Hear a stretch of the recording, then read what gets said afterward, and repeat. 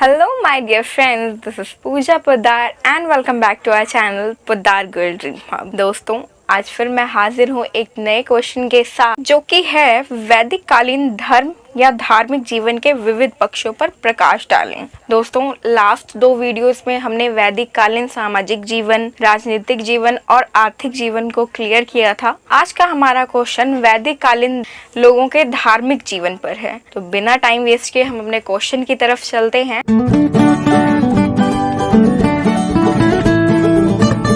Question number 5, वैदिक कालीन धर्म या धार्मिक जीवन के विविध पक्षों पर प्रकाश डालें। दोस्तों वैदिक कालीन आर्यों का धार्मिक जीवन सिद्धांत और मान्यताओं पर निर्भर था। इनका धार्मिक जीवन बहुत ही सरल और आडंबर से मुक्त था। वे मुख्यतः उन देवताओं की आराधना करते थे जो उनके जीवन के लिए काफी महत्वपूर्ण होते थे। इनके धार्मिक जीवन की विस्तृत जानकारी हमें ऋग्वेद से प्राप्त होती है।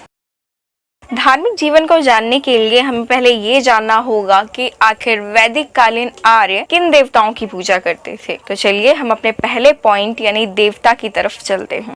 आर्यों के आस्तिक और पूजक होने की वजह से ये असंख्य देवी देवताओं की आराधना करते थे, परंतु इनमें कुल 34 देवताओं की प्रधानता थी। ये 34 देवताएं 12-12 के 3 वर्गों में विभाजित थे। पहला वर्ग के देवता पार्थिव देवता, दूसरे वर्ग के देवता अंतरिक्ष देवता तथा तीसरे वर्ग के देवता स्वर्ग देवता कहलाते थे। प्रथम वर्ग में पृथ्वी, अग्नि, सोम, बृहस्पति आदि देवता आते थे। इनमें से सर्वश्रेष्ठ देवता अग्नि थे।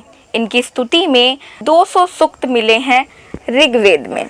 दूसरे वर्ग में देवताओं में इंद्र, मरुत, रुद्र, वायु आते थे, किंतु इंद्र न केवल इस वर्ग में बल्कि इस काल के भी प्रमुख देवता माने गए। इनकी स्तुति में ऋग्वेद में 250 सूक्त हैं। चूंकि आर्य स्वभाव से लड़ाकू थे और इंद्र इनकी दृष्टि में सबसे बलशाली थे।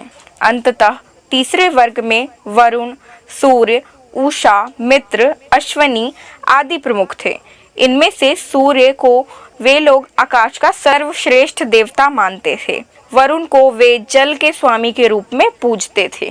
धार्मिक जीवन का अगला बिंदु है प्रकृति पूजन। ऋग्वैदिक आर्य प्रकृति के महान उपासक थे। वे प्रकृति द्वारा प्रदान उन सभी वस्तुओं में देवता का वास मानते थे जिनसे उन्हें जीवन में किसी न किसी रूप से लाभ मिलता था। हमारा अगला पॉइंट है एकेश्वरवाद की कल्पना। यद्यपि आर्य असंख्य देवी देवताओं को पूजते थे, किंतु फिर भी उनमें एकेश्वरवाद की कल्पना थी। वस्तुतः वे एक ही ब्रह्म के उपासक थे। वे समस्त देवताओं को आदि ब्रह्म का ही अंश मानते थे। संभव है कि आपसी संघर्ष के कारण ही लोगों में एकेश्वरवाद की कल्पना उत्पन्न हुई होगी। हमारा अगला और आखिरी पॉइंट है धार्मिक विश्वास। पूर्व वैदिक आर्यों का धार्मिक विश्वास था कि देवता ही इस सृष्टि के रचयिता हैं और संहारक भी। हालांकि आज भी ये विश्वास कायम है। अतः देवता को प्रसन्न करने के लिए वे यज्ञ तथा बलि जैसे अनुष्ठान करते थे। पितृ पूजा का भी प्रचलन था।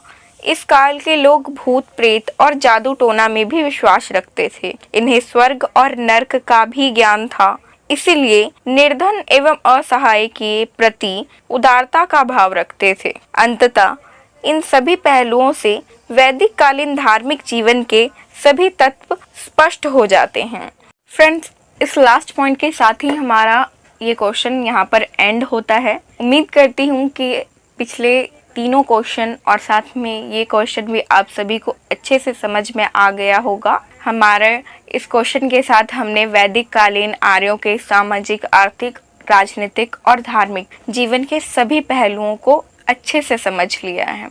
अगर आप लोगों को ये वीडियो हेल्पफुल लगी हो तो प्लीज़ वीडियो को एक लाइक ज़रूर कर दें और चैनल को सब्सक्राइब कर लें और साथ में अपना वैल्यूएबल कमेंट शेयर करना ना भूलें। कमेंट्स पढ़कर मुझे बहुत खुशी होती है। तो मिलते हैं अपनी नेक्स्ट वीडियो में, तब तक के लिए बाय बाय।